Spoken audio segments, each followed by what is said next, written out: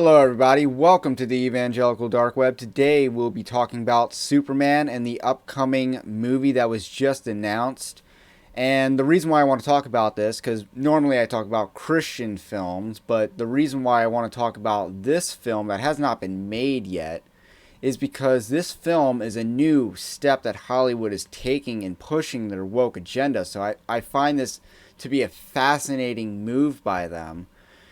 And we're going to talk about this movie that they're going to make and why I think it'll be utterly awful.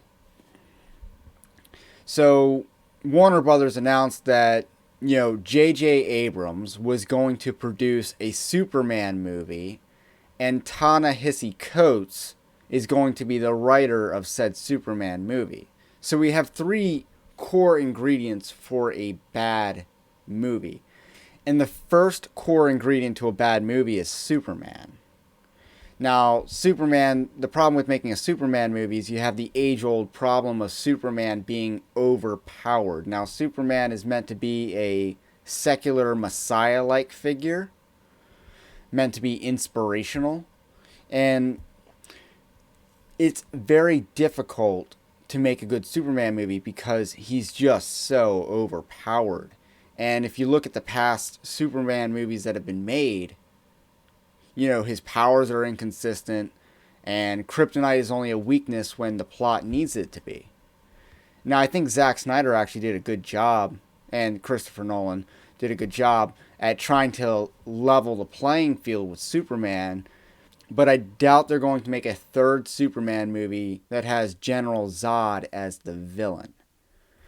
The second ingredient is J.J. Abrams. Now, J.J. Abrams is, very woke himself. He is, after all, the architect of Disney's Star Wars. Certainly one of them. You have Kathleen Kennedy and then J.J. Abrams. And then, then you have the whole feud between him and Rian Johnson. But if you look at it, J.J. Abrams doesn't know how to establish a good villain. Kylo Ren was a serious villain for like 4.5 minutes if you're streaming it on Disney Plus. That's about as far as you get into that movie, and then Kylo Ren's no longer a serious villain. And if you look at how he treated Star Trek, trying to rehash Khan is just a terrible decision. So I cannot imagine J.J. Abrams will do a good job with Superman, because that is where J.J. Abrams is the angel of death for popular franchises. Those two reasons are, of course, why I think the movie will be bad, but the reason why I want to talk about it, in this channel is that Ta-Nehisi Coates is the writer of this Superman movie, and that's a very interesting prospect. Ta-Nehisi Coates, when you're talking about critical race theorists, you have your white hustler, and that is Robin DiAngelo. She is a hustler. Like, she is on that grift. She is selling self-hatred to white people. She is making millions of dollars, I'm sure, doing it. And so that's Robin DiAngelo's grift. Now, in White Fragility, on several occasions, Ta-Nehisi Coates is quoted affirmatively. Ta-Nehisi Coates is not, he has zero Hollywood experience. He's never been involved in the making of a movie.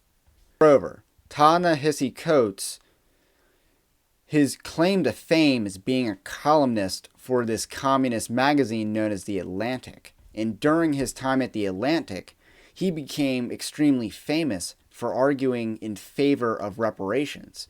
If you recall, when the debate for reparations was kind of hot, it was largely under the influence of Ta-Nehisi Coates. He was very instrumental in pushing reparations debate to the mainstream. And he's going to be writing a blockbuster film. So you're giving this guy whose claim to fame is writing about reparations, writing in favor of reparations, you're giving him a superhero movie. And the way that they're billing this is that he's a comic book writer. And so they're trying to sell the public as this is a comic book writer writing a comic book movie. But the flaw in that is that's not what, he's a comic book writer because he's a woke columnist. That's why he's a comic book writer.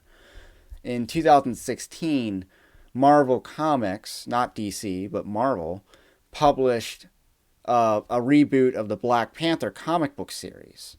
And that sold like 200,000 plus copies, which is successful for a comic book. And Ta-Nehisi Coates wrote Black Panther. Now, I'm not saying his comic wasn't good, but with the anticipation of the Black Panther movie coming out, it came out in 2018, with that anticipation, there's no way that a Black Panther comic book would have lost money or otherwise been a commercial failure. So, with that in mind, you're giving someone who's purely untested writing authority on a 9-figure film. And the only reason you could possibly be doing this is they're just gonna shove woke agenda down your throats. You do not have a cultural Marxist like Ta-Nehisi Coates write a film if you do not want that film to be used to push a woke agenda down the public's throat. And, that's what they're doing with Superman. And I guarantee that this movie is going to suck. And I already said the other 2 reasons why I think it's gonna be a complete dumpster fire, and maybe I'll watch it when it comes out, or if we are lucky, this movie will be never made, just like Superman Lives, starring Nicolas Cage as Superman. You can look that up. They tried making a dark Superman movie in the 1990s with Nick Cage as Superman. It did not complete its production. And if we are lucky, that will be the fate of this movie. But I don't think that'll be the fate of this movie. I think they're going to make this movie. But I think an even better result is Go Woke, Go Broke take effect. I want to see them lose $100 million pushing a woke agenda down our throats. So that's all I got to say about that. My name is Ray. Welcome to the Evangelical Dark Web. If you like this kind of content, subscribe to the channel for more. Also, subscribe to evangelicaldarkweb.org for more content like this in a written form. And I will catch you on the next one.